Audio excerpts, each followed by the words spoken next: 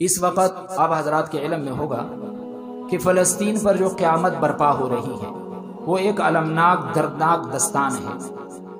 پچھلے ایک ہفتے سے مسلسل ان کے اوپر بمباری ہو رہی ہے۔ کیا بچے، کیا خواتین، کیا جوان، کیا بوڑھے، کیا مساجد اور کیا ہسپتالوں کے اوپر بھی، تاکہ جو زخمی ہیں یا اپنا علاج نہ کر سکے۔ اور میرے محترم دوستو، یہ وہ سرزمین ہے بیت المقدس کہ جسے سرزمین انبیاء کہا گیا ہے، انبیاء علیہ السلام کی سرزمین۔ وقت کم ہے ورنہ میں اس تفصیل میں بیان کرتا کہ یہ وہ سرزمین ہے، مقدس سرزمین ہے کہ اکثر انبیاء علیہ السلام یہی مبعوث ہوئے، اور کئی نبیوں نے اس علاقے کی طرف ہجرت کی۔ حضرت ابراہیم علیہ السلام نے ہجرت فرمائی، حضرت اسحاق علیہ السلام، حضرت یعقوب علیہ السلام، اور یہاں تک کہ ہمارے نبی کی ولادت اور بعث تو مکہ مکرمہ میں ہوئی۔ لیکن نبی علیہ السلام کے جو معراج کا سفر ہے، آپ صلی اللہ علیہ وسلم مسجد حرام سے بیت المقدس پہنچے، یہاں انبیاء علیہ السلام کی امامت کروائی، اور یہاں سے اب کے معراج کا سفر کی ابتدا ہوئی۔ یہ وہ سرزمین ہے جو برکتوں والی سرزمین ہے اور قبلہ مسلمانوں کا قبلہ اول رہا ہے۔ ہجرت کے بعد آپ صلی اللہ علیہ وسلم نے 16-17 مہینے تک بیت المقدس کی طرف منہ کر کے نمازیں پڑھی، اور یہ وہ سرزمین ہے کہ حدیث میں آتا ہے کہ کسی جگہ کی طرف خاص طور پر سفر کرنا جائز نہیں ہے، لیکن 3 مقامات ہیں، مسجد حرام، مسجد نبوی اور بیت المقدس، یہاں پہ دجال داخل نہیں ہوگا۔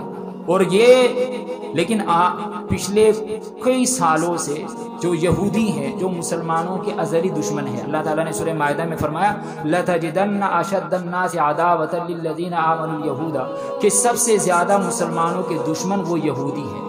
مشرکین سے بھی زیادہ ازلی ابدی دشمن یہ یہودی ہے۔ مسلمانوں کو ٹھیس پہنچانے کے لیے بیت المقدس کے حرمت کو، تقدس کو پامال کر رہے ہیں۔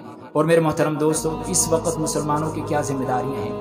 ایک ذمہ داری تو یہ ہے، ہماری یہ ذمہ داری بنتی ہے کہ ان کے دکھ کو، تکلیف کو اپنی تکلیف سمجھے، ہمیں اس کا احساس ہو۔ اللہ رب العزت کا فرمان ہے انما المؤمنون اخوہ، کہ تمام کے تمام مسلمان آپس میں بھائی بھائی ہیں، تو ان کے تکلیف کو ہم اپنی تکلیف سمجھیں۔ اور حضور اکرم صلی اللہ علیہ وسلم نے مسلمانوں کو کی مثال ایک جسم کے مانند ہے، فرمایا المؤمنون کجسد واحد ان اشتکا عینہ اشتکا کلہ، اگر تمام مسلمان ایک جسم کے مانند ہیں، اور اگر جسم کے کسی حصے میں بھی درد ہو تو اس درد کو سارا جسم محسوس کرتا ہے، اس کے طرف متوجہ ہوتا ہے، اور اس درد کو دور کرنے کا علاج بھی کرتا ہے، تدبیر بھی سوچتا ہے۔ تو اس حدیث کا پیغام یہ ہے کہ ہم اس درد کو اپنا درد سمجھے، اس کو محسوس کرے، اور جس طرح انسان جسم کا علاج کرتا ہے، ہاتھ میں درد ہے، سر میں درد ہے تو متوجہ ہوتا ہے، تدبیر اختیار کرتا ہے، ہم بھی ان مسلمانوں کے درد کو، تکلیف کو اپنے تکلیف سمجھ کر ان مسلمانوں کو ان تکالیف سے بچانے کی کوشش کرے۔ یہ تو پہلی ذمہ داری۔ دوسری ذمہ داری یہ ہے کہ خلوص کے ساتھ ان مظلوم مسلمانوں کے لیے دعا کرے۔ یہ تو ہر بندہ کر سکتا ہے نا، تہجد میں اٹھے ان کے لیے، ہر وقت رات کو سوتے وقت، نمازوں کے بعد۔ اللہ تعالیٰ قادر مطلق ہے، اللہ تعالیٰ اس بات پہ قادر ہے کہ ان مسلمانوں جو تعداد میں کم ہے، وسائل میں کم ہے، ان کفر کو مغلوب کر دے۔ غزوہ بدر میں اللہ تعالیٰ نے 313 کو ہزاروں پر غالب بنا دیا تھا۔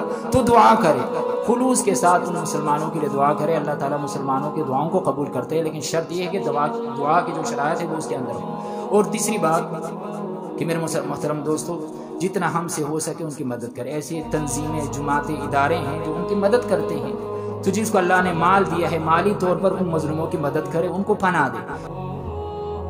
اور چوتھی ذمہ داری ہماری یہ بنتی ہے کہ ان کے خلاف بھرپور آواز بلند کرے، تاکہ ان بدبختوں جو یہود و نصارہ ہے، جو مسلمانوں کے ازلی دشمن ہے، احتجاجی جو مظاہرے ہیں وہ کرے، ان میں شریک ہو، تاکہ دنیا کے سامنے ان کا سیاہ چہرہ جو ہے وہ سامنے آ جائے۔ یہ ہماری ذمہ داری ہے، ان کے لیے دعا کرے، مدد کرے، ان کی تکلیف کو اپنا تکلیف سمجھے۔ اللہ تعالیٰ ان مسلمانوں کی مدد فرمائے، اسلام کو